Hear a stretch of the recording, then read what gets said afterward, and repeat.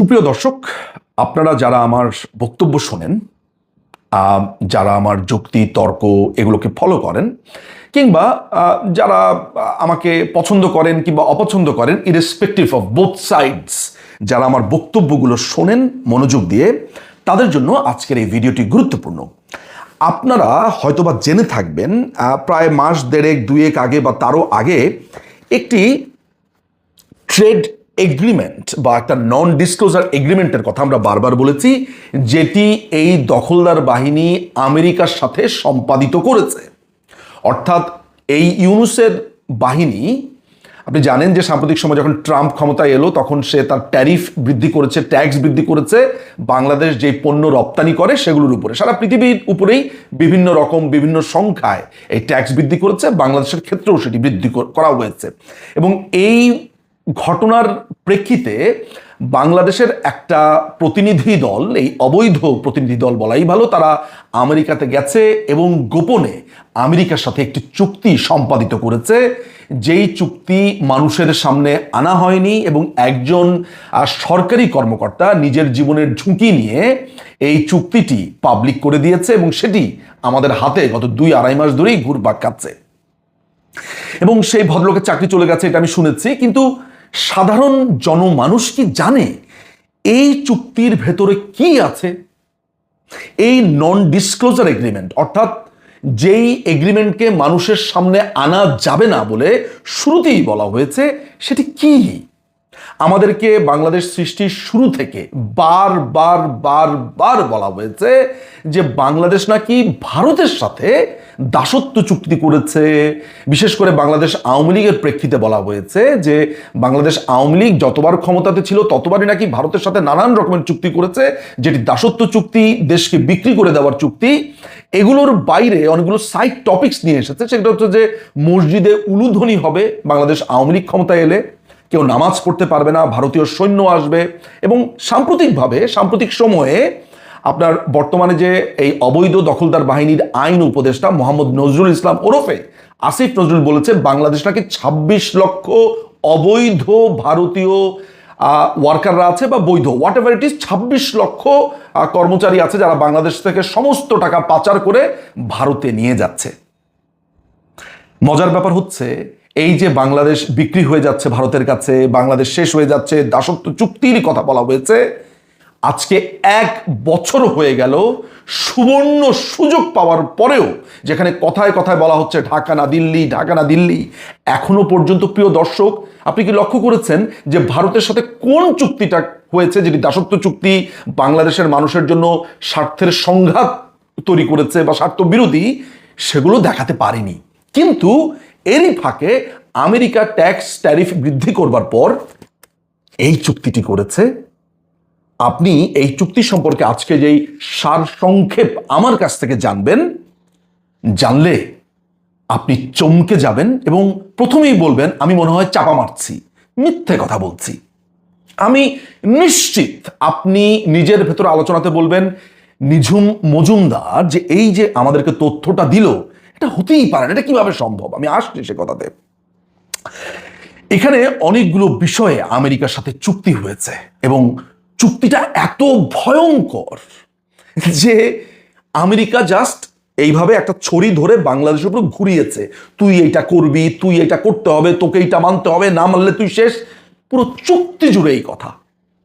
আপনি বাংলাদেশের কোনো মানুষকে কোনো সংবাদ সম্মেলন, কোনো মিছিল, মার্চ, কোনো টিভি টক শোতে এই চুক্তি নিয়ে তীব্র ভাষাতে কথা বলতে কি দেখেছেন? আমি আপনাকে খুবই বিনয়ের সাথে প্রশ্ন করব যে আপনি নিজেও কি বলেছেন, নাকি আপনি জানতেনই না, জানেনই না?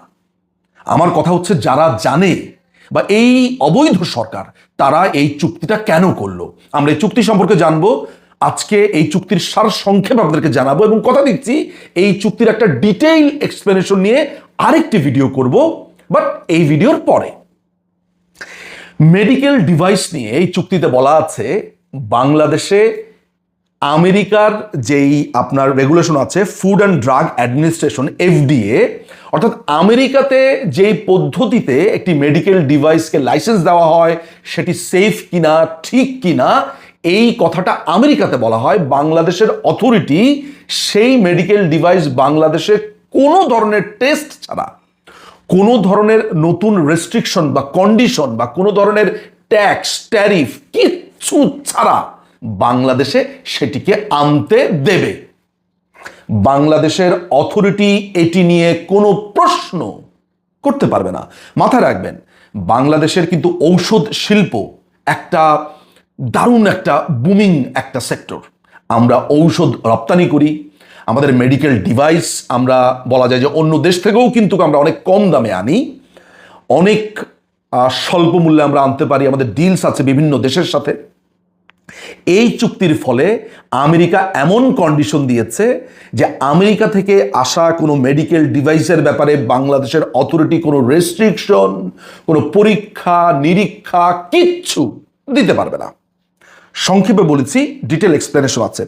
ফার্মাসিউটিক্যালস, আমেরিকাতে যেই ফার্মাসিউটিক্যালস দ্রব্যাদি বা পণ্যাদি তাদের সার্টিফিকেট অনুযায়ী সঠিক, আমেরিকা বলে দিচ্ছে বাংলাদেশেও ওই একই সার্টিফিকেট, অর্থাৎ আমেরিকাতে যা ঠিক সেটি বাংলাদেশ অথরিটি আর কোনো প্রশ্ন করবে না না না, বাংলাদেশকে সেটা মেনে নিতে হবে। বাংলাদেশের ঔষধের বাজার, ফার্মাসিউটিক্যালসের বাজার, মেডিকেল ডিভাইসের বাজার বা বাংলাদেশ অন্য দেশ থেকে যদি সস্তায় সেটা আনতে পারত, এটা কমপ্লিটলি একটা রিস্কের বা ঝুঁকির মধ্যে আমাদেরকে ফেলে দিয়েছে।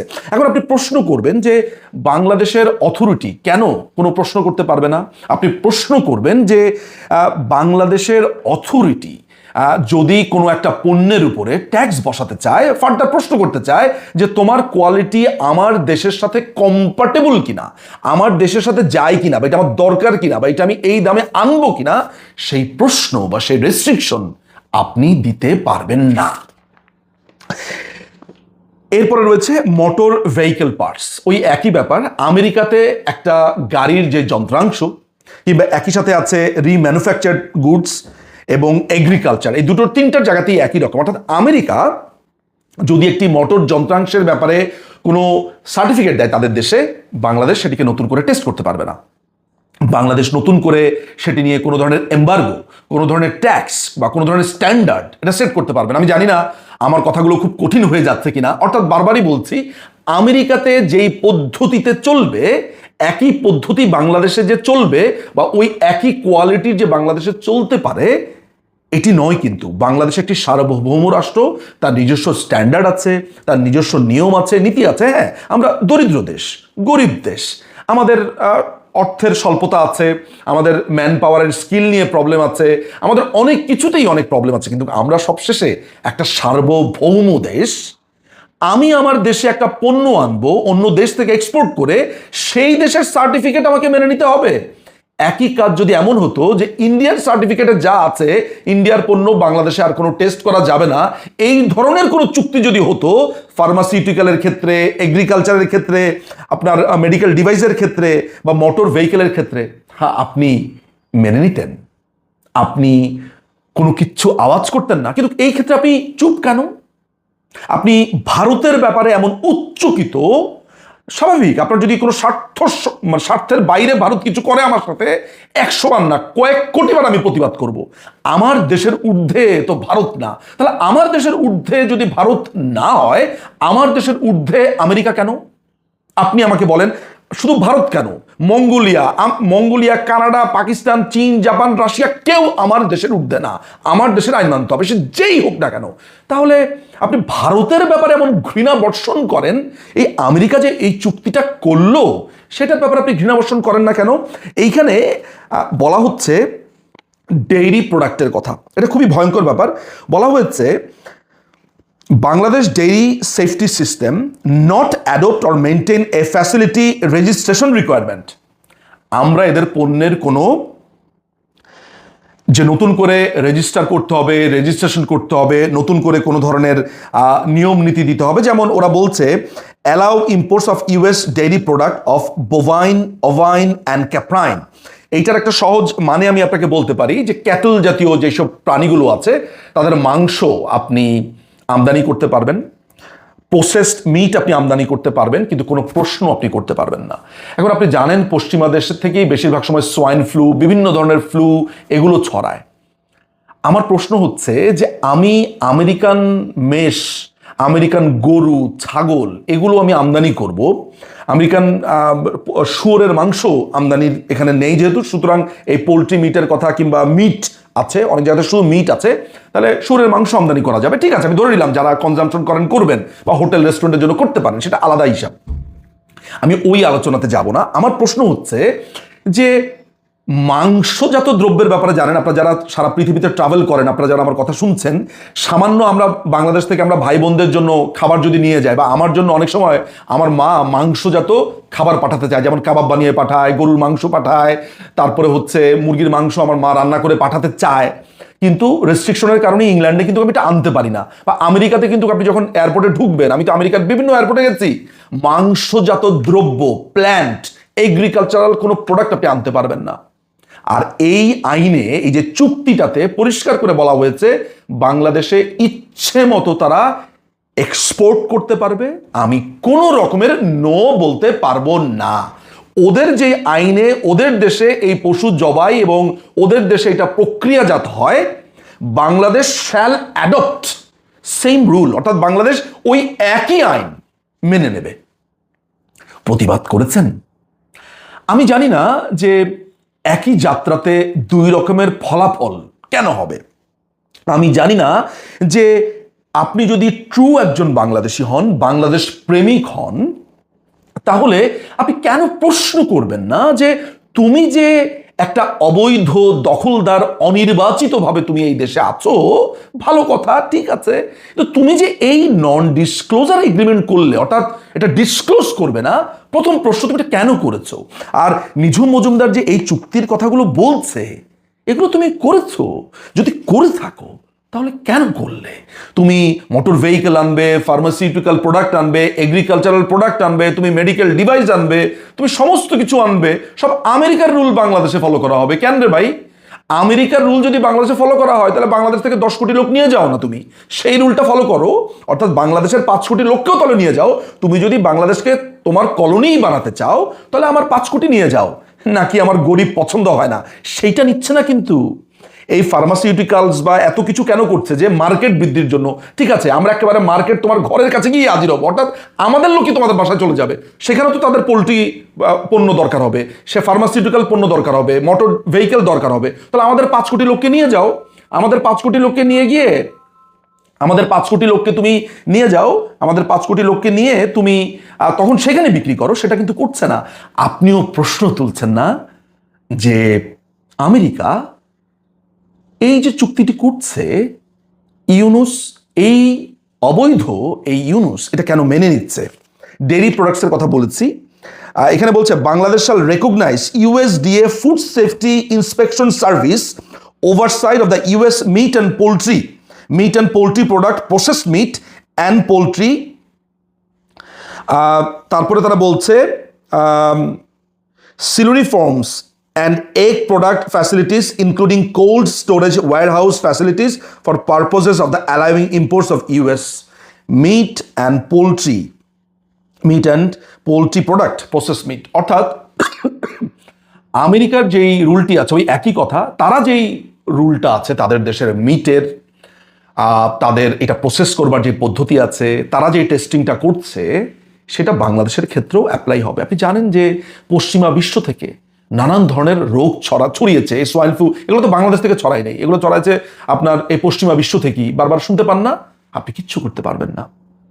আপনার যে পোল্ট্রি ইন্ডাস্ট্রি অলমোস্ট ডেড, আপনার ফার্মাসিউটিক্যাল ইন্ডাস্ট্রি ফ্লোরিশ করছিল, এটা বুমিং, সেখানে আপনি আমেরিকান পণ্য ঢুকিয়ে দিয়ে আপনি এমন একটা অবস্থা তৈরি করলেন যে তাদের যে প্রতিযোগিতা, সেটাকে আপনি একচেটিয়া প্রতিযোগিতা করলেন। বাংলাদেশি একটা কোম্পানি, তার জন্য আপনি রেস্ট্রিকশন দিচ্ছেন বাংলাদেশি আইনে, কিন্তু বিদেশ থেকে আসার পরে আপনি রেস্ট্রিকশন দিতে পারছেন না। তাহলে আমাদের সংবিধানে বলা হয়েছে আইন সবার জন্য সমান। তাহলে আমরা এখানে দেখতে পাচ্ছি কি, আমেরিকার জন্য এক আইন, বাংলাদেশের জন্য এক আইন।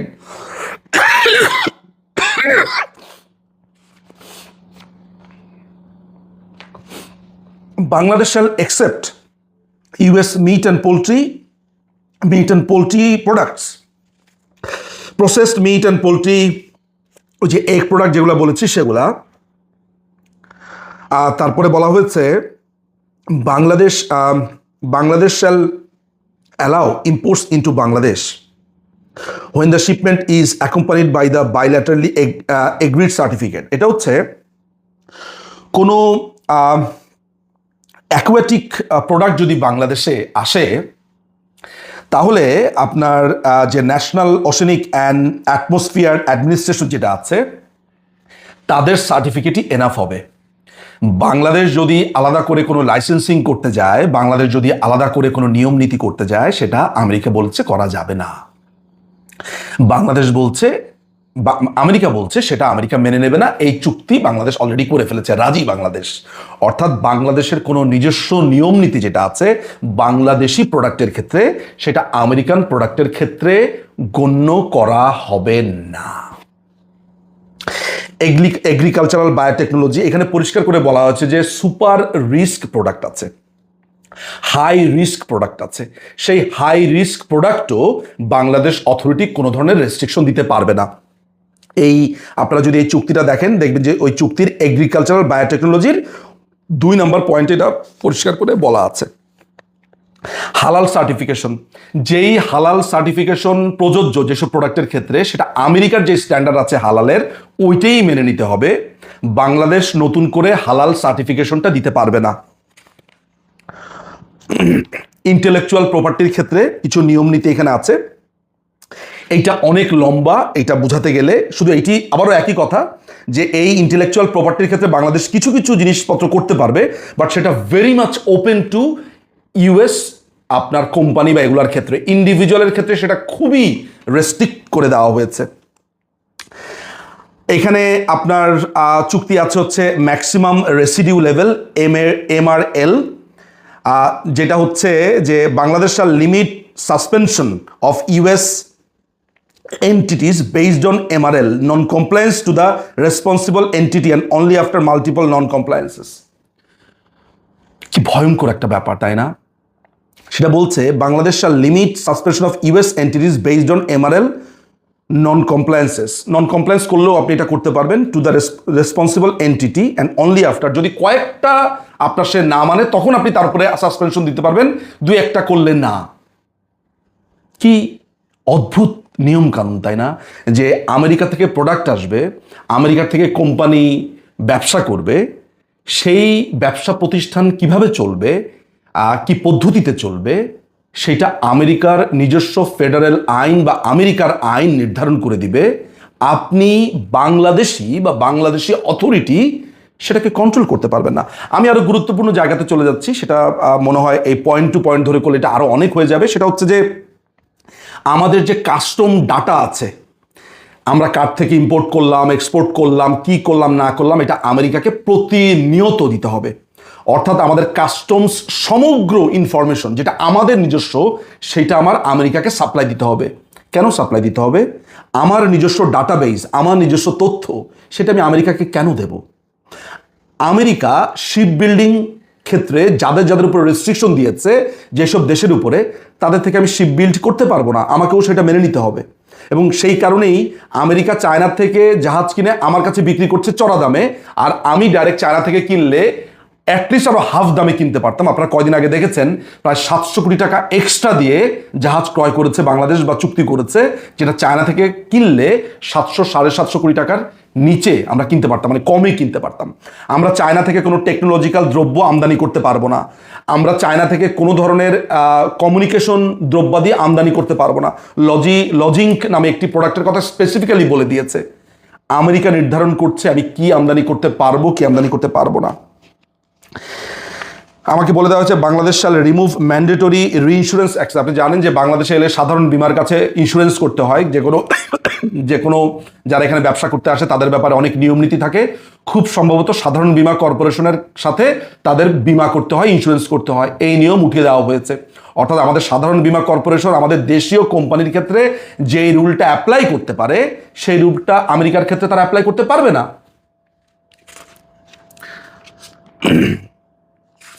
তারা এখানে বলছে যে eliminating unreasonable restriction on the right two strike including prohibition. এখানে ট্রেড ইউনিয়ন কিভাবে চলবে সেই ট্রেড ইউনিয়নের কথা বলা হচ্ছে, অর্থাৎ ট্রেড ইউনিয়ন কিভাবে চলবে, ট্রেড ইউনিয়নের আইন কি হবে, ট্রেড ইউনিয়ন কতটুকু, তাদের যে আমরা আইডি রাখতে পারতাম, অর্থাৎ একটা ট্রেড ইউনিয়নের একজন নেতার তার তথ্যাদি আমরা সংরক্ষণে রাখতে পারতাম আমাদের আইন শৃঙ্খলা বাহিনী, সেই রুলস অ্যান্ড রেগুলেশন উঠিয়ে দেওয়া হয়েছে। একজন ইপিজেডে একজন সরকারি কর্মকর্তা কোন পদ্ধতিতে যাবে, কিভাবে সে আইন প্রয়োগ করবে, কতটুকু আইন প্রয়োগ করবে, এবং সে যখন তখন একটা কোম্পানিতে বা একটা ইপিজেডের একটা কারখানাতে ঢুকে যেতে পারবে, সেই আইন করা হচ্ছে। এখন আপনি আমাকে প্রশ্ন করতে পারেন যে এটা অবিশ্বাস্য ঘটনা, আসলে কি ঘটেছে? আমি আপনাকে বলবো এই চুক্তির লেবার হেডিংয়ের যেই টার্মস অ্যান্ড কন্ডিশনগুলো আছে সেগুলো যদি আপনি দেখেন, এটা সত্যতা আপনি পাবেন।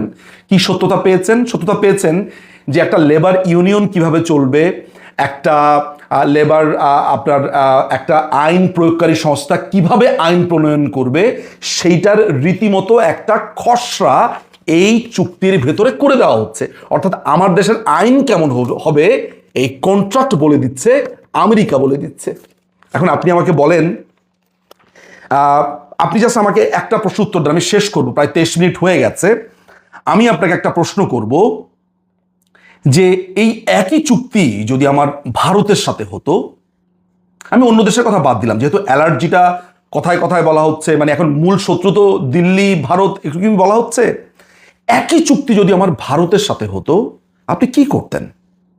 আর এই একই চুক্তি যখন আমেরিকার সাথে হয়ে গেছে, ইটস অলরেডি ডান, আপনি কি করেছেন, কি করতেন, আর কি হয়ে গেছে, এই দুটো নিয়ে আপনার যেই অভিব্যক্তি সেটি যদি আপনি দেখেন যে আপনি আমেরিকার ব্যাপারে সম্পূর্ণ নিশ্চুপ, তাহলে ধরে নিতে হবে যে বাংলাদেশকে ভালোবেসে আপনি কখনোই কিছু বলেননি।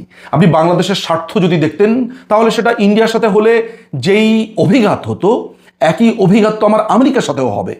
আমার দেশ ট্যাক্স পাবে, আমার দেশ কি আইন করবে, আমার দেশকে এই আইন মানতে হবে, এই কথা মানতে হবে। একটা ডিজিটাল প্ল্যাটফর্মে যদি মিস ইনফরমেশন ছড়ানো হয়, সেটার ব্যাপারে আপনি কিচ্ছু করতে পারবেন না যদি সেটা আমেরিকান কোনো আপনার আমেরিকান যদি কোনো তথ্য প্রবাহ থাকে, কিংবা ওভারঅল তারা বলছে যে ডিজিটাল প্ল্যাটফর্মে রেস্ট্রিকশন উঠিয়ে দিতে হবে। অর্থাৎ এমন কোনো ঘটনা যদি ঘটে যেটা দেশের জন্য ক্ষতিকারক, ধরা যাক যে গে লেসবিয়ানদের জন্য প্রোগ্রাম হচ্ছে, আপনি সেটা রেস্ট্রিকশন করতে পারবেন না। আপনি কি বুঝতে পারছেন ওরা কোন দিকে চালটা চেলেছে? আপনি যদি সমকামীদের ব্যাপারে বা অন্যান্য ব্যাপারে আপনাকে যদি আপনার প্রোগ্রাম হয় বা আপনার যদি প্রোগ্রাম তৈরি করে, আপনি কিচ্ছু করতে পারবেন না। চুক্তির ভিতরে পরিষ্কারভাবে আছে, আমার কথা বিশ্বাস হয় নাই? তাহলে ভালো করে এই চুক্তিটা পড়ে দেখেন।